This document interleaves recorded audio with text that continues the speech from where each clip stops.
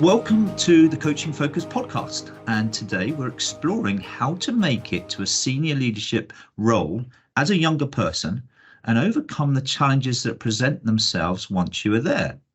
To help us explore this interesting topic is Lara Roche. Lara is an experienced executive coach of 15 years, working across the full range of challenges and opportunities a professional career can bring. Her background in psychology, coupled with a decade spent at board level, means Lara is able to help focus the solution on a win-win for both the individual and for the organisation. Lara, welcome. It's an absolute pleasure to have you here on our podcast. Thank you. Thank you for inviting me. It's a pleasure to be here. So I'd like to dive straight in, if I may, Lara, and sort of clarify for our listeners and for myself, I guess, what do you mean by senior leadership and what do you mean by younger person? Well, I guess you're right to dive straight into the fairly ambiguous terms there. Senior leadership, to my mind, is where somebody's making the leap from more of a doing role to more of a thinking role. It's often that leap between the tactical day-to-day doing and even perhaps doing those things for other people into that more strategic space, that more thinking space. And also it also involves moving into different zones, perhaps the type of meeting you haven't been in before, perhaps the level of stakeholder is different and more senior. There's no, in my experience, hard and fast rule as to this is a senior leadership role, this isn't. But I do think that senior leadership roles have those characteristics of being more strategy driven, planning, and definitely focused on getting results for other people, but much more long-term, much more future-focused than the day-to-day do of here and now. Yeah, and I like that differentiating between doing and thinking. So you're thinking of the future and how you might achieve that, and then getting others to, or facilitating others to then deliver on that. Absolutely. Yeah. Nice. And the other way the way I look at senior leaders as well is certainly in large corporates, a senior leader is someone who's managing other managers rather than just managing groups. That might be another way to help our listeners as we go through that. Absolutely. And also checking in with yourself about, I coach all sorts of people who are making the transition usually from manager to leader, whatever that might be called in their organisation. It might be called director, it might be called senior manager, it might be called strategic partner, whatever it's called. Regardless of the title, my experience as a coach of people who are making that transition is they know when they're making it because it feels uncomfortable and it feels like the step up that everybody talks about. And a lot of them say things like, it feels like a different league. The players are different, the rules are different, the day looks different, the month looks different. It feels like a different league. So whatever that's termed in your organisation, whatever badge or label they attach to it, you will know when you're making that transition up to senior leadership. Yeah. And if we may, I'd love to explore that. How do you know? And you've sort of outlined briefly, but I'd love to explore in this podcast some of those things. So if people are making that transition with either knowing it or not knowing it, what are they going to feel? And I guess those are, from your world, knowing that those are quite natural feelings and concerns to have, and we're going to explore some of those. Can we come on to the other part of the question, which is the younger person? Because I'm 55 and I would say I'm still a young person, but just to help us with our listeners clarify what we mean by younger. So I think when we're talking in senior leadership terms and making it to senior leadership as a younger person, I wouldn't see it so much as X age, this number, but more as what it would be considered breaking the mold wherever you are. For some organisations, having senior leaders at the age of early 30s or even younger isn't abnormal at all, particularly with some of the rises we've seen in the tech space, in the social media space, for example. But in other more traditional organisations, the idea of a 20-something-year-old sitting around a board table is just unfathomable. You know, that nobody does that. Everyone around this board table is X number of decades plus. So I'd more see it not so much as this age, but as a younger person than the norm wherever you are. Yeah, okay, that makes sense. And I guess, as you say, that's sector orientated, and just whatever the norms are, and breaking the mold's a nice way of looking at that. Yeah. So maybe come back to that. It just feels different. give our listeners a flavour of what those feelings are different and how you think you said you just know. So Right. give us an understanding of those. Okay, so some of the things that people I coach who are making that transition from manager to senior leader, for example, talk largely about three things. First of all, they talk about the players being different, the people around them being different, the level of stakeholder being different, the level or seniority of meetings they attend being different.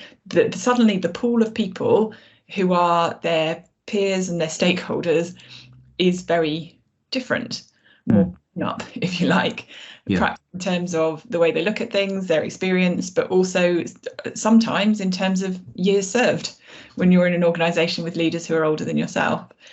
The second thing they talk about is how they spend their time being quite different. That it used to be all about doing the do of today and this week. Even when they're managing people, it's about hitting this target that's right in front of us. And they talk about that being completely different, that it becomes a lot more about the thinking, the strategic thought you put into not just today, but where we're going next week, next month, next year. Yeah. What do we need to be becoming skilled at or networked in order to be able to meet that future tomorrow well? And because of that big shift in terms of, I guess, mindset and how you spend your time as a senior leader, the third thing that a lot of my coaches talk about is the discomfort. It feels uncomfortable. I used to be doing the do, and I used to be able at the end of the day say to whoever, or often even just to myself, I've delivered that, and that today. Or this week I've done this, this and this. Or this thing is up and running this month because of me.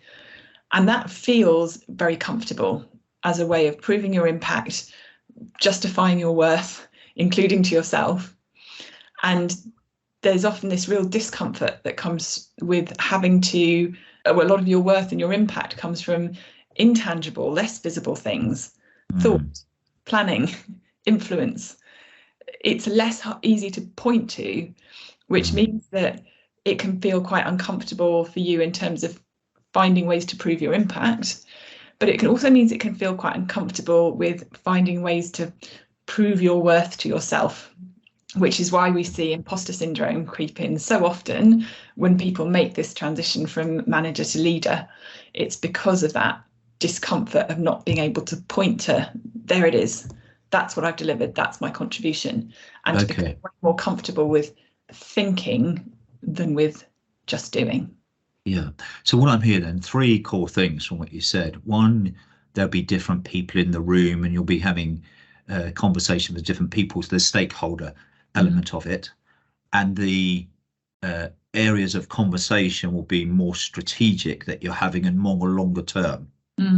But the key thing that people will feel is that, I guess my words, not yours, but they haven't really contributed. You know, before as a manager, again, using your language, is that I could have done A, B, C, and I've done that. I've gone home and that's what's been. But now it's more nebulous about the value that I'm contributing to the organisation. And therefore you start doubting yourself whether you're being effective in that role. Yes, absolutely. And I think you can even feel that within a single meeting. You need to become, whereas in previous meetings, you were probably, somebody would ask a question and you'd be able to say the answer's that. It's that because that is the answer. You're more likely to be posed with much more longer term, future focused questions that become apparent to you because of your expertise and because of the experience you amass in the role. But you need to be able to become more comfortable with saying, there's quite a lot to unpack there, and that's something I'm going to need to take away, or I'm going to need to give that some thought. I'm going to need to come back with a suggested strategy. And that becomes uncomfortable as well for somebody who's been used to being the go-to person in a meeting who can do question answer like that. Yeah. And what I notice, Lara, is that when I'm working with someone at senior level, is they have this capacity to be comfortable with not knowing. Yes. And they're okay with that. They don't, you know, don't feel like they need to know the answer all the time, because you say they've got to go away and do more research, or they'll seek others around the table who have that expertise or have that answer to facilitate the solution from others rather than have the solution themselves. Absolutely. And I think when you're an individual contributor or even a manager, you are an inch wide, a mile deep. You know a lot about probably very little actually, but you know a lot, you have the answer to everything, you are the expert on that thing. When you become a senior leader, you're inevitably across a lot. You're across a wide patch of a team or even teams, often of people who are more inch wide, mile deep in that expertise. Yeah. So you will be managing people and leading people who are more expert on specific thing X than you are. And so there's also that needing to go back and consult with the internal experts, because you're more likely to be a mile wide and inch deep as a senior leader. Yeah. And your contribution comes from how well you pull on those different strings across your team, how well you coordinate those efforts. It's a bit like that classic analogy of going from being an instrumental person in an orchestra, like your lead violinist, for example, to being an orchestra conductor, where you might not be able to play every instrument in your orchestra. You might have to pick up instrument X and not be able to play it at all, but you can pull all those different components together in the most incredible, powerful way. And that's the skill of a leader. And I think that's a lovely analogy. And I guess with that, when you're conducting the orchestra, if I can use that analogy, there also comes a greater sense of responsibility and ownership, which again is another shift. You know, I was responsible for this, just playing the violin, suddenly I'm responsible for all of this. And I guess in seeing it, the orchestra, and realizing that you've got this resources and people that you are now accountable for, and they're going to look up to you, creates a different type of pressure or feeling for some. Absolutely. And it's also where the leadership responsibility for culture comes in, to my mind. When you're the violinist, you play your violin in your one seat and you do your job and then you leave. When you're the orchestra, you're the conductor rather, you're responsible for the tone you set in the orchestra as a whole, in the way it feels when people walk into the orchestra room in the first place, in the way you deal with individual instrumentalists' crises of confidence or tricky bits of performance around a particular set of bars. The tone you set will also determine how well people can play their instruments. Yeah, that's a really nice, for me, that's a really nice difference, because people will look up to you as a senior leader, and they will follow your lead in the behaviours and the values that you set, which then obviously links into the culture. I hadn't thought of that. It's a really nice point. And ultimately drives their performance.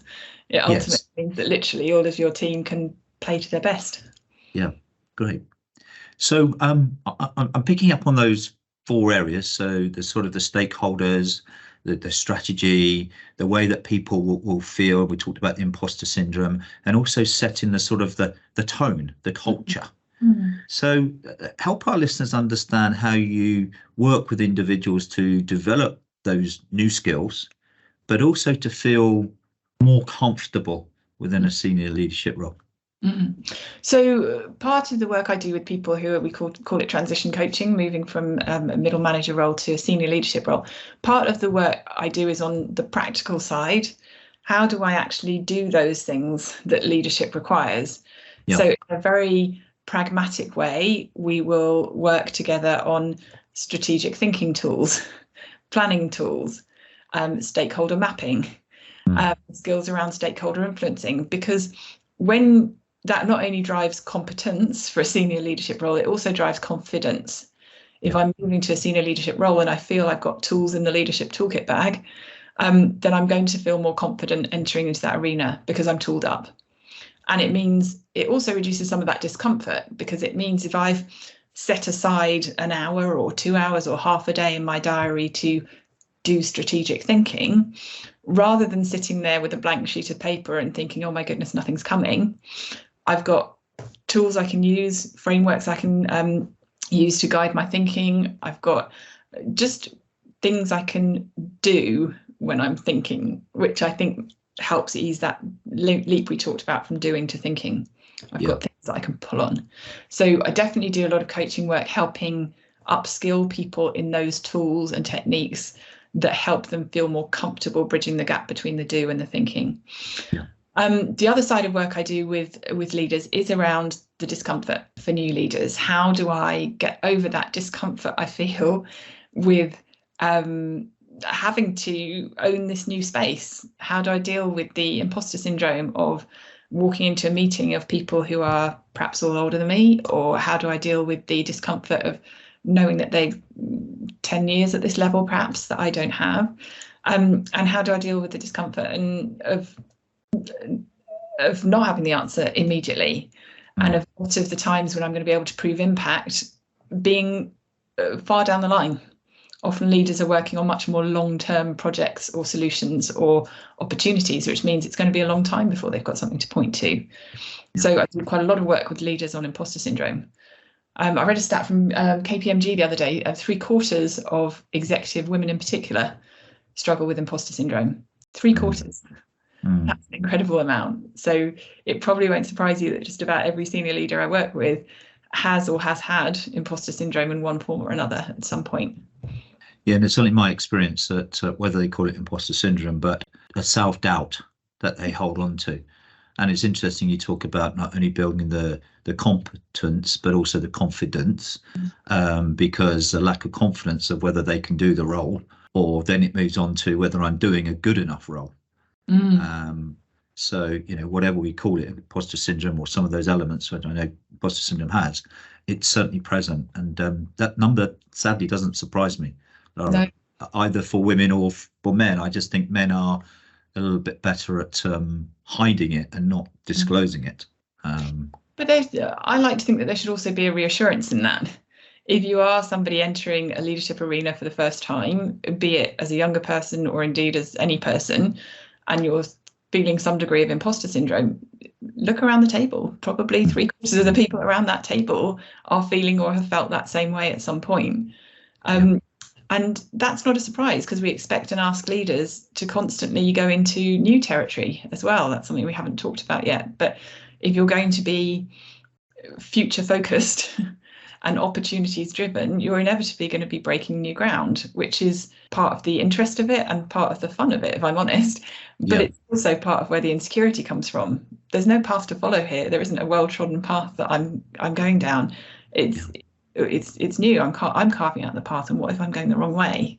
And I think it's a nice sort of differentiator that you make between managing and leading, where managers will deal with the current state and leaders are talking about a future state. And as you say, the future state, there's no trodden path, because if you're going to repeat yourself, you're always doing what you've always done. So, and we know that's not always the best way to approach it. So I guess that unknown and being comfortable with that unknown is a key factor here. Definitely. And the other key factor I'm picking up, Lara, is people being comfortable with themselves and who they are, and knowing that they may not know everything, but they're comfortable with that. Is that something you see with your coachees? Well, there's all sorts of research and themes around authentic leadership here, isn't there? That actually you shouldn't, and I think this is part of the temptation of any new leader actually, but possibly particularly ones who are younger than the norm, is they feel they have to be the same as everybody else who's a leader, that they need to emulate everybody else. What does leadership look like in this room? Right, I need to be the same. And I think they miss there that actually part of their real value to this senior team could be bringing what no one else does, or could be looking at things a different way, or suggesting something that hasn't been suggested before, rather than going along with the group think. And that might even have been part of the reason that their forward-thinking organisation invited them into that room, that arena in the first place. So I definitely encourage people not to try and dim their light of who they are, or not to try and put forward things, or rather not to avoid putting forward things that are different, or suggestions that others might not come up with. That could be where your unique value to this room is.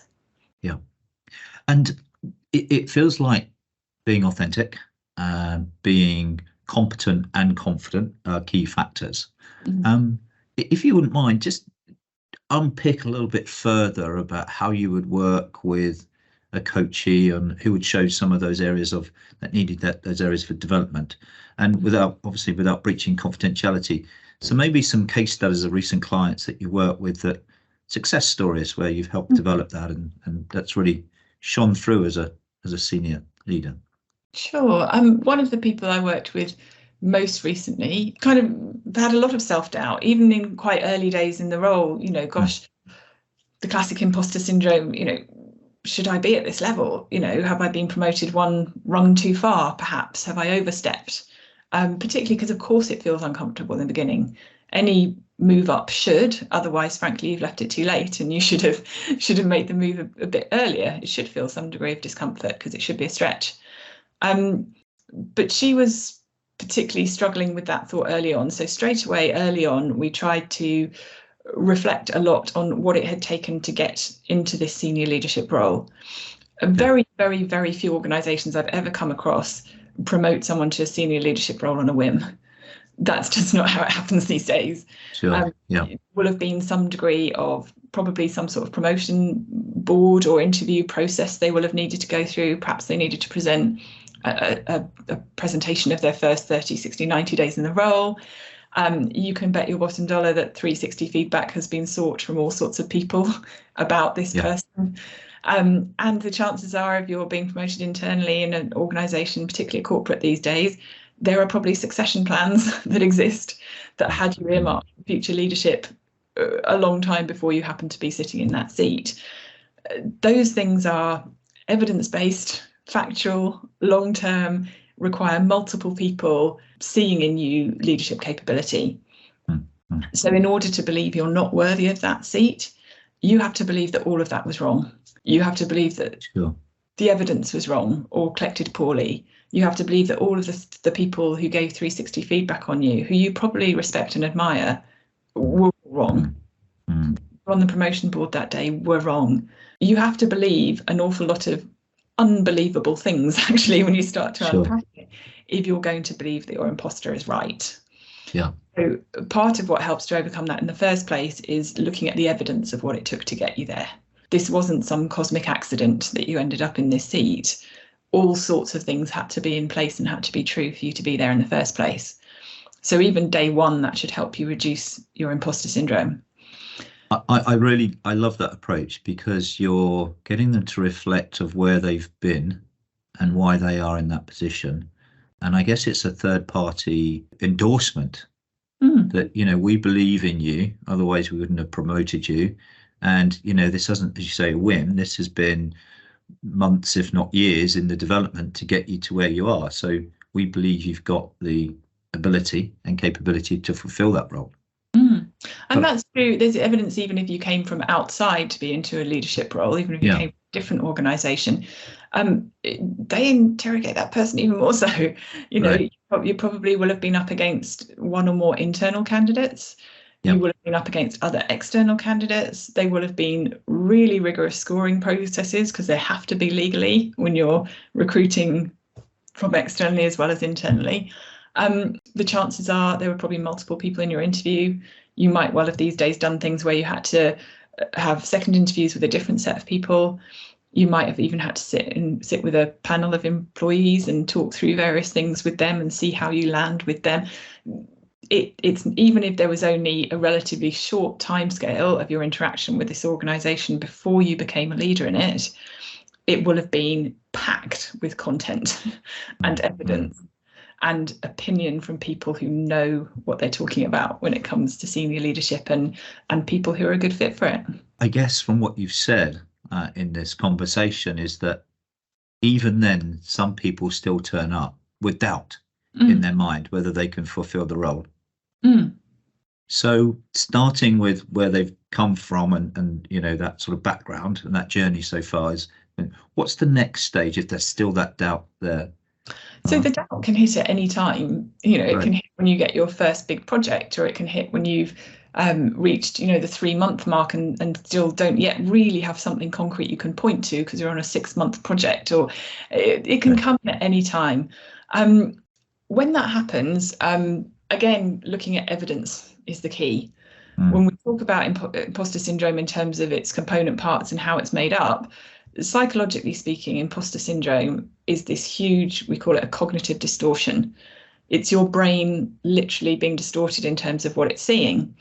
It's, to use a simple analogy, it's like you wearing the wrong glasses. You can't see accurately because what your brain is doing is taking all of this conjecture, fear, anxiety that you have that are feelings and presenting them to you as fact. Yeah. You're not up for this. You're not good enough for this. You got promoted too early. You don't have the skills to be here. And actually, all of that is fear and anxiety rather than fact. So again, the best way through that is to connect with fact and evidence. So you could do that by bringing some of the things we've talked about already into the room. You could ask if you can have a 360 feedback exercise done on yourself in the role. I'm 6 months in now. I'd be really interested to understand more my impact and how I'm landing with people. HR team, could you conduct a confidential 360 feedback exercise for me, for example? You could connect with things that you have done. If you're a leader of people, what does their latest people satisfaction survey look like because of the cultural tone that you've set? Even if your project hasn't delivered its ultimate deliverable yet, the chances are you've met milestones along the way and met timescales that were necessary along the way. There will be evidence there. But the best way to do this, the best tool that I've found and use constantly, in all honesty, myself, and as well as with all the senior leaders that I coach, is I don't even know what the official term for this is, but I call it a confidence bank. And you get your confidence bank ready in advance. You don't wait to the moment when you're feeling imposter syndrome to try to recall all these wonderful scenarios where you're great, because that's asking yourself to look at things differently when you're already wearing the wrong glasses. Yeah. So what I encourage my clients to do, and what I do as a practice myself, is to have a confidence bank. Now, some people buy a particularly fancy notebook for this, or some people have a file on their laptop or on their phone. But basically, it's a place where you collect all the evidence of your greatness. In this case, your greatness for leadership. That could be big things like things you have delivered, or a strategic plan you wrote, or the employee survey scores we just talked about, or it could be just great words of affirmation from somebody that you respect or admire. When you finish a presentation and someone says that was really interesting, and you think, gosh, I used to look up to you so much and think I would never ever impress you, and here it is. You collect all those moments, big and small, as you go.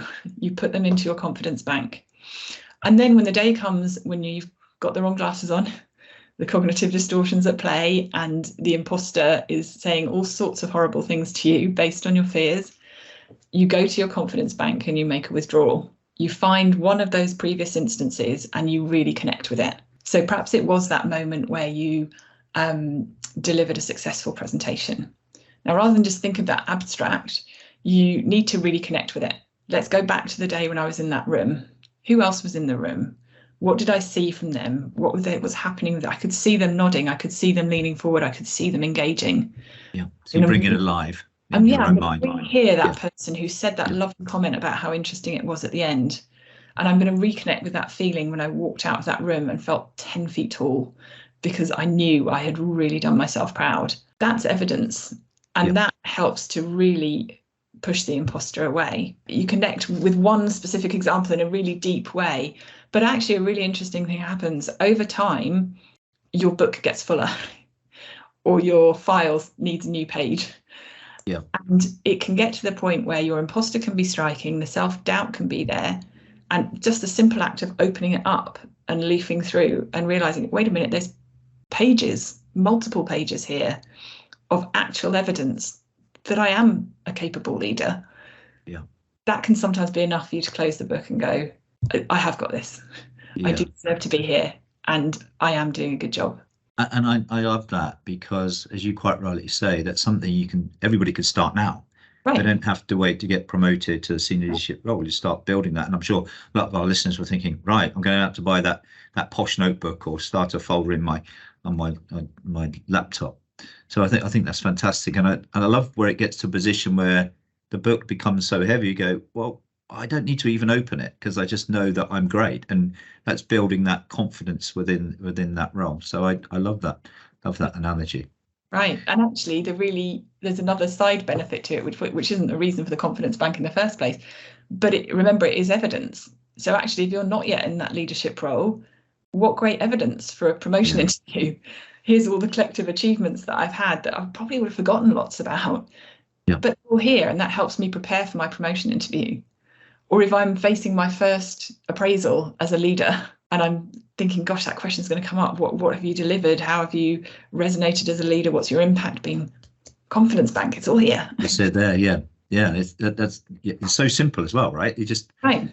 Yeah, I love it. So yeah, very practical tool. Mm. And I guess what you're talking into here is having these skills, managing the sort of the inner critic, if I may call it that, by having that confidence bank, which is a brilliant tool. The other thing you spoke about was those sort of key stakeholders. Mm. And you talked about having some tools around stakeholder management and other things.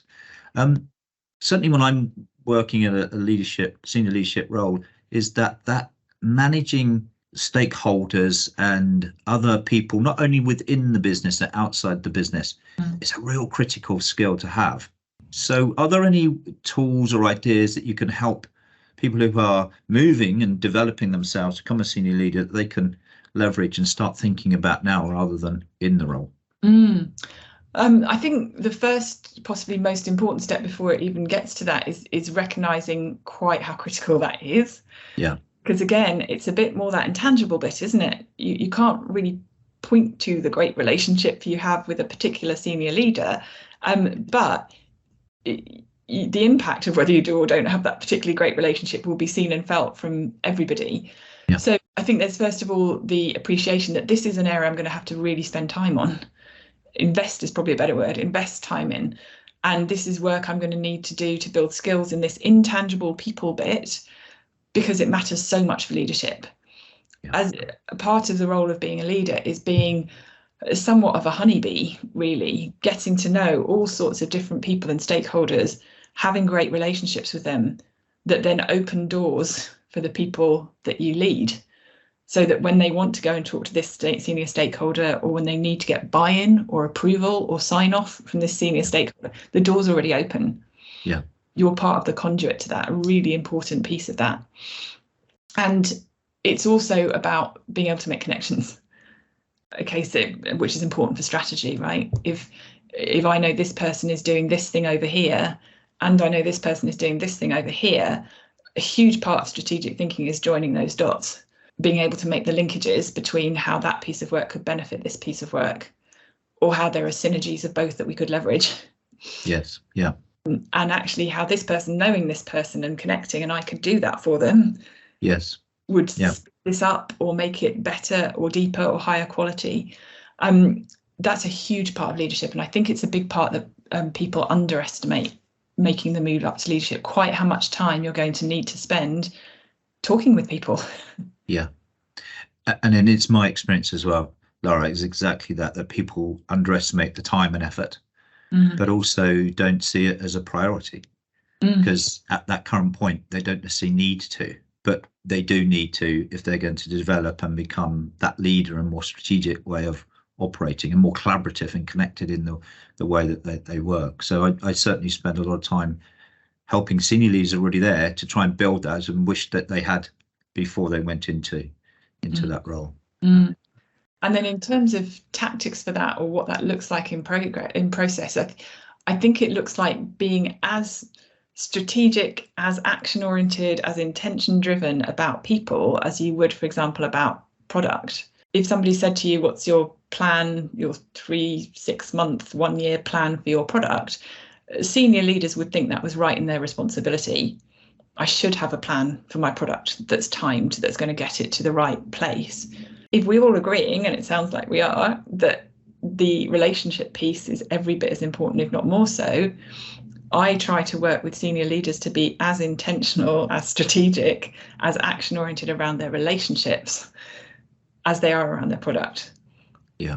So we map stakeholders, for example. Okay, how are you going to shift the needle on this relationship? What does that look like? How are you going to show up for that? How often? In what way? And let's reflect back on it in 3 months' time and see whether the relationship improvement you want to see is there. Yeah. It's not you don't look at your product and think, well, I think it will just evolve naturally to the space I want it to. You put intention and action into that. And from my perspective, and I've seen it work a lot of times as a coach, when you get that intentional and action oriented around relationships, they get to the outcomes you want way more of the time than if you just hope organically that they get there. Yeah, and that's sort of a very simple tool, as you mentioned already, that stakeholder analysis is one of the questions I ask those individuals I'm working with. What does success look like for their stakeholders? Mm. Because if you can understand that, then part of your role as a leader is to also make them successful, not just yourself, but them successful as well. And then that will help to bond the relationship and the connectivity, because they will see you as someone who can help them to be successful. And not just fulfilling your own, going to them just to fulfill your own success. And that's always a question which people can't always answer, which I find fascinating. Absolutely. And this is where I think the most powerful senior teams exist, is where they are truly a senior team rather than a group of siloed players who play in this. When senior teams can really exploit the linkages between themselves, what they can bring to one another, that's when they deliver something really exceptional. And you're right, showing up for colleagues in that way is a huge way to build stakeholder buy-in to you as well. And one of the questions I have for you, Lara, is, with the changes that have happened over the last 2 or 3 years, there's sort of a new world of work which has been created. Have you noticed any themes or areas that leaders are now having to work maybe differently in this new world, rather than, let's call it the old world, pre-COVID world, that you've noticed as themes or topics that are emerging that would be worth sharing for our listeners?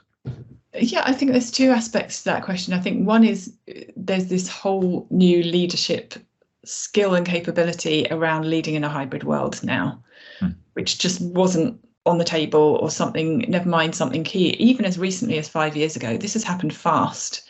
That leads leaders who are already there playing catch up, to be honest, and it leads people who are not yet in leadership needing to be able to answer that question in something like a promotion interview. How do you lead effectively in a hybrid world? How do you create purpose and connectedness between people who are not co-located or not co-located much of the time? How do you drive engagement in a workforce that might be disparate across large geographies and even time zones? Some of those things are not questions that people who've ascended to leadership, even as recently as 5 years ago, would even have to answer. So I think it brings that whole different suite of skills and capabilities and questions to answer for both existing leaders and aspiring leaders. Yeah. So you said there were 2 things, I think. So I'm curious in the second. The second thing I was thinking about was getting into leadership in the first place. I think when you're already a leader, the move to being a leader who just works from home more often, I don't think has been such a barrier. You're already there. I think it's more challenging, in all honesty, for people who are aspiring to become a leader to do some of the things that get you there. And anybody who's earlier in their career will resonate with the fact that so much learning happens from osmosis, from when you're in an office, from conversations that you hear around you. I remember when I was junior in my career, I was really lucky to work in a team where the more senior managers, any opportunity they had, they'd say, actually, do you want to come to this meeting, Lara? It's not really in your area, but if you spare some time, come and sit in, or you can take the notes. So many of those ad hoc opportunities that are provided for learning, for leadership, almost a bit of a leadership apprenticeship, aren't there so much in a virtual world. The opportunity to hang out with senior leaders is not there as much, because a lot of them can and do work remotely because they've already got there. They've already achieved that badge. They've already offered that expertise, and they frankly don't need that networking, etc. as much. So I think the challenge for those aspiring to leadership is you need to be even more intentional about getting into those spaces. If your organisation says you need to be in the office 2 days a week, you might want to try and challenge yourself to make it 3, and pick your days carefully in terms of who you might be able to have exposure to or learn from on the days you're in. It might mean that you need to push yourself to attend conferences, events, seminars more than perhaps you might have done in the past, in order to become networked in a face-to-face way. I think there is more of a challenge for people aspiring to leadership to get under their belt certain knowledge, become networked in a way that used to be a bit more organic when... Yeah, I think it's a really interesting point, because you're right, you used to just drop in or bump into somebody or go to a meeting where others were there, and now you have to be invited onto a Teams call or a Zoom call, and you can't just drop into one of those. That would be a bit strange. And even so learning those new skills of connecting and networking with other leaders or even leaders to get your name and brand, personal brand, aware within the organization is harder or different now. Right. And even that social side of hanging out with leaders, if you like, where you can learn so much about how they talk, what they talk about, all of those things. We don't have so much of the, oh, so and so is moving on or is retiring or whatever, do you want to come out to lunch? Yeah. Even that opportunity quite informally to hang out with leaders or bump into them in the kitchen making a coffee, it isn't there anymore. So I think that those aspiring to leadership have to be quite a lot more intentional about manufacturing those opportunities to interact with senior people. And I think there's the other way of looking at that as well, Lara, isn't there? That leaders who are already leaders also need to be aware that their talent pool and their future leaders are facing those challenges. So how does those leaders that are listening, how do they make that easier for younger leaders that are up and coming, to be able to network and connect in a way? So I think there's both ways, and I guess that links into as a future leader mentoring, which you haven't mentioned, which I'm surprised. So talk to me, if you wouldn't mind, about your views and sort of experiences of mentors that are helping leaders to become senior leaders. If you are somebody who has aspirations for senior leadership, you absolutely should have a mentor. And I say a mentor a bit flippantly, because you probably should have a few, actually. Yeah. Okay. And the reason for that is because, particularly if you're somebody who's going to break the mold or is aiming to be in a senior leadership position younger than would be the norm, you're still going to be expected to evidence the things that senior leaders do. You're still going to be expected to evidence the capability of thinking, etc. So the more you can expose yourself to interactions with somebody who you want to be when you grow up, professionally speaking, the better. And that's where mentorship comes in. It is different to coaching. A coach doesn't necessarily have to have trodden the path that you want to tread, but a mentor absolutely has. And the wisdom of that experience that they can bring you is huge. Yeah. And you might have mentors for different things. I've always made sure, when I was in-house in organizations in senior leadership roles, I always made sure I had a kind of deep mentoring relationship, if you like, with a particular mentor for then and what I was doing then. But actually, there's people I worked with in my very first ever job. I worked with a fantastic team, and they're in senior leadership now, all of them.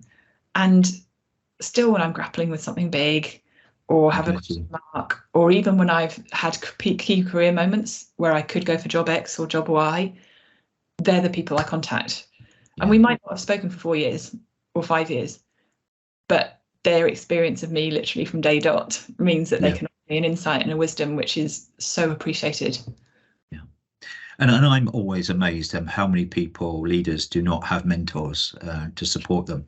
Ask a question, they look at you puzzled, they say, mentor, why would I have a mentor? Well, I'm like, well, why? You're crazy not to. Yeah. Absolutely, you say it's critical. Yeah, why wouldn't and you? It plays a key part in networking, and it goes back to that old adage, it's not what you know, it's who you know. Right. And sadly, to become a senior leader, you need to be known, and therefore you need to know people and know what they know and their connections. So absolutely, it's for me, it's a critical element of becoming a senior leader. Absolutely. And I suppose probably what we should touch on here then, Trayton, is the question that a number of your listeners might have, which is, how do I get one? If I do want to enter it, how do I actually get one?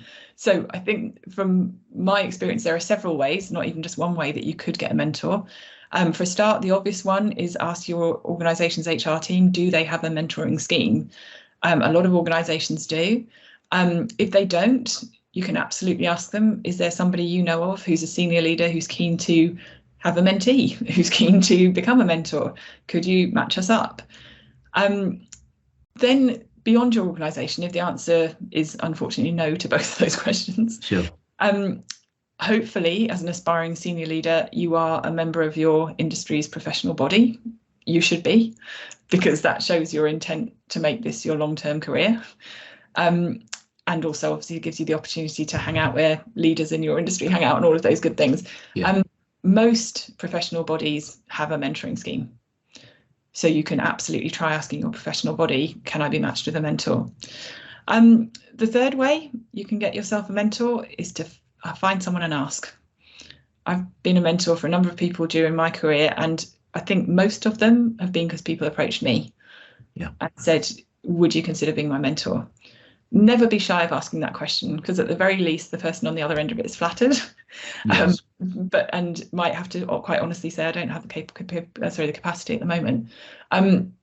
But the chances are they say yes to mentoring in some way, shape or form, even if it's a one-off coffee, that's still mentoring. Yes. Yeah.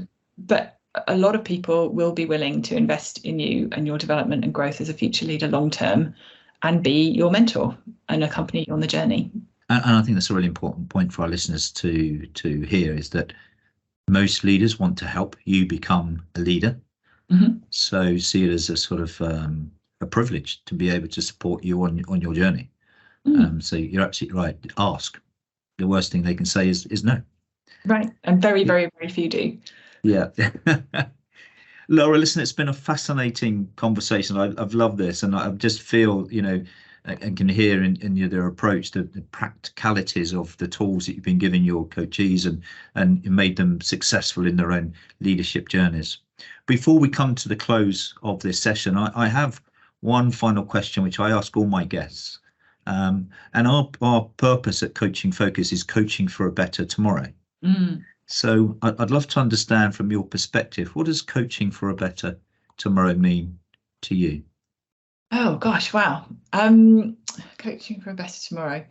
If we're talking in terms of the senior leadership piece, I would love to think a better tomorrow looks like a world where there isn't a mold, be that a mold around age that we talked about today, but obviously around all sorts of other factors like gender, race, economic background, etc. I would love to think that we would get to a better tomorrow where a senior leadership table, you could walk into the room and you couldn't really name the mold. Not only is that way better from an equality and equity point of view, but it's actually way better from a business point of view, because that diversity around the table drives you towards much higher quality decision making, much broader and more possibilities driven visioning. So many of the things that make businesses and organizations successful come from that diversity. So there's all sorts of ways that I can see coaching for a better tomorrow panning out. But in terms of the topic we're talking about today, Trayton, in terms of senior leadership, my better, brighter tomorrow would look like there not being a mold for senior leadership. Yeah, I love that. No molds within organizations, and so diversity and inclusivity and equity across all leadership teams and boards. So not just because they're the right thing to do morally, but because they lead to the right things for business. And they truly believe in that. Yeah, absolutely. Yeah. Lara, it's been a real pleasure to have you as a guest, and thank you for all your wisdom and practical tools, which I'm sure our listeners have taken away, and we'll start going out and buying that journal to start building that confidence bank. So thank you so much. Fantastic. Thank you.